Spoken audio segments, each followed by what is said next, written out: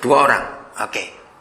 Jujur, kalau Yusuf model kita dalam penjara ini sama-sama, terus ada 2 teman kita yang satu kamar, satu sel itu, tanya nasibnya, pasti jawaban kita boro-boro lu, gue juga gak tahu kok. Boleh gak Yusuf ngomong gitu? Loh kamu kok tanya aku aja gak jelas nasibku begini. Ini yang luar biasa. Yusuf jawab enggak dari mimpi mereka? Jawab. Jawabannya ngarang atau?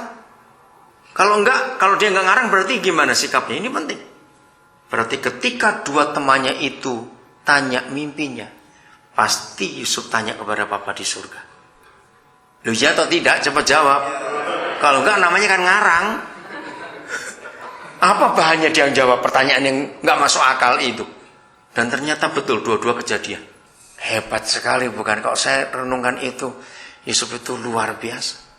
Dia sendiri menderita, tapi dia lemah lembut. Dia mau jadi jawaban. Coba buka Mazmur 105 supaya saudara tahu bagaimana model penjaranya Yusuf itu. Ngeri sekali. 105 ayat yang ke-18.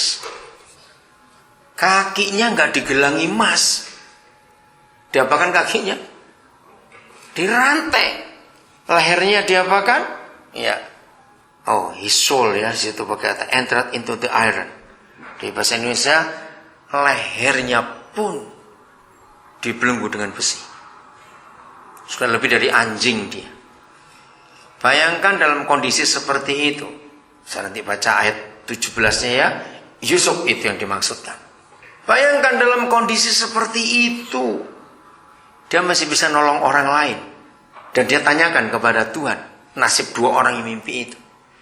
Harusnya Yusuf kecewa. Dia bisa berkata, Tuhan, kenapa orang lain kau tolong aku tidak? Ayo, berapa kali kita sering doa seperti itu? Ya, atau berapa kali kita nyalakan Tuhan, kenapa yang lain?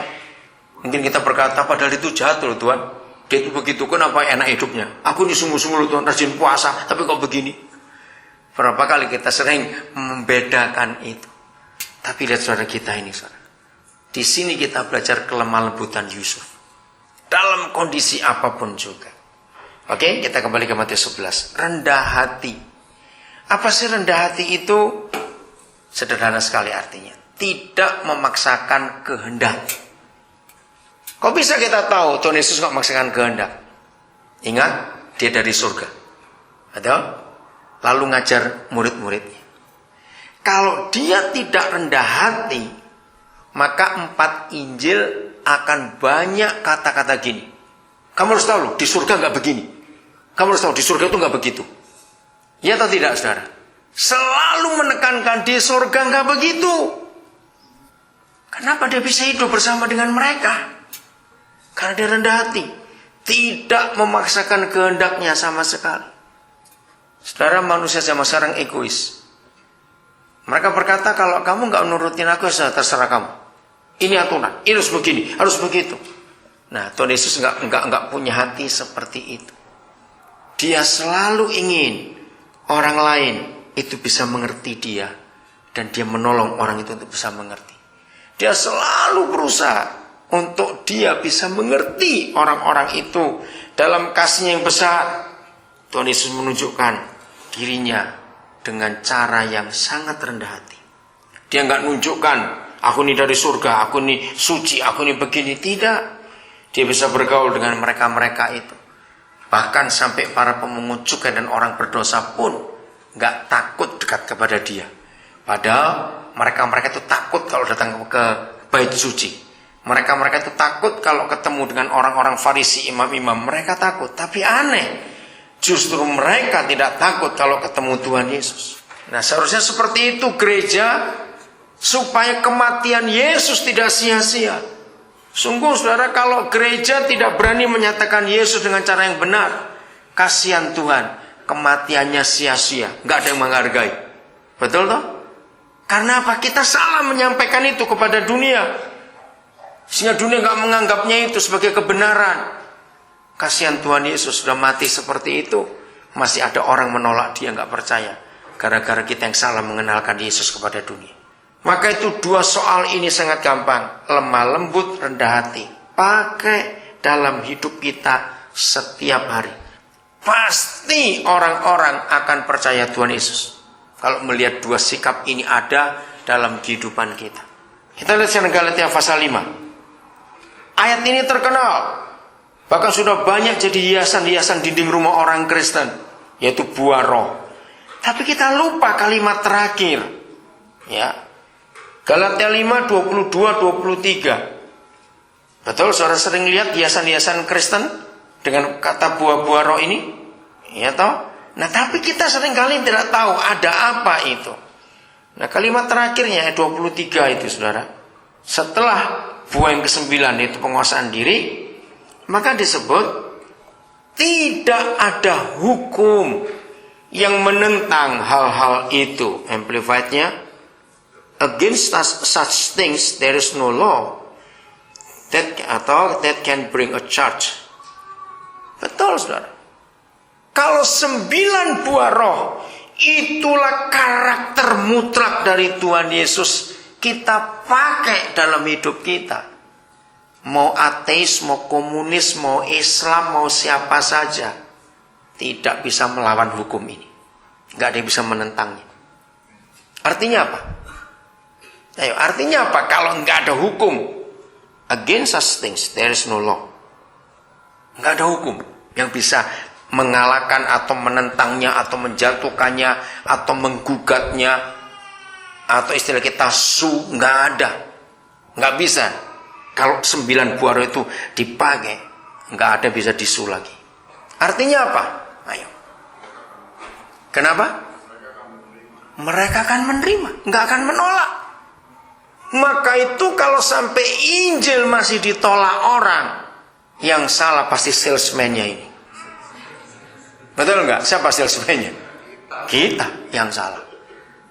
Jual parfum tapi bau badannya minta ampun.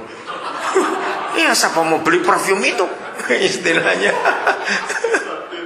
Betul nggak, saudara? Kita yang salah. Kita nggak bisa membawa Yesus yang nyata kepada dunia ini. Padahal nggak ada hukum bisa menentangnya, nggak ada bisa menolaknya. Saya ulangi lagi supaya saudara makin yakin sekarang. Beban Tuhan Yesus sangat berat. Dia sudah mati sejak 2000 tahun yang lalu. Tapi sampai sekarang dia sudah mau datang lagi. Ternyata belum separuh dari dunia itu tahu siapa dia. Terlalu nggak kita sebagai gereja ini? Karena kita terlalu agamawi, hanya menunjukkan peraturan-peraturan. Padahal kalau 9 buah roh itu kita pakai dalam hidup sehari-hari untuk apa saja, nggak ada orang mau menolak. Ada orang bisa menolak. Berarti Tuhan Yesus akan cepat datang. Mau nggak kita pakai itu dalam hidup ini? Harus. Jadi lagi sekali cuma 2 soal saja. Lemah lembut dan rendah hati, nggak sulit. Gampang sekali. Mau nggak kita berkorban untuk itu? Nah, inilah pikulan yang Yesus berikan kepada kita setelah pikulan kita sendiri diangkat. Ya, saya ulangi lagi. Maka kesimpulannya, mengapa gereja belum bisa membawa Yesus kepada dunia? Kalau kita menggunakan Matius 11, 28, 29, siapa bisa jawab? Mengapa sampai sekarang gereja tidak berhasil atau belum berhasil mengenalkan Yesus kepada dunia? Padahal begitu gampang. Kalau kita pakai Matius 11, 28, 29, siapa bisa jawab? Kenapa? Jawabannya karena dunia cuma ngeliat beban kita sendiri yang kita pikul. Nah, karena egois, betul. Nah, kalau dunia cuma lihat beban kita sendiri kita pikul, mereka pikir sama, bebanku juga begitu. Apa bedanya? Loh, betul nggak? Apa bedanya? Di pundakmu dan pundakku ada beban yang sama. Sakit hati, benci, iri hati, dendam, mata duitan, percabulan, semuanya sama kalau begitu. Walaupun kita Kristen, mereka nggak akan tertarik. Tapi kalau mereka lihat di pundak kita ada pikulan yang lain, kenapa lain? Amin. Pasti mereka akan lihatnya beda. Maka itu tanya, beban siapa yang saudara pikul? Tadi kita sudah belajar jangan beban mertua ya. 2 orang.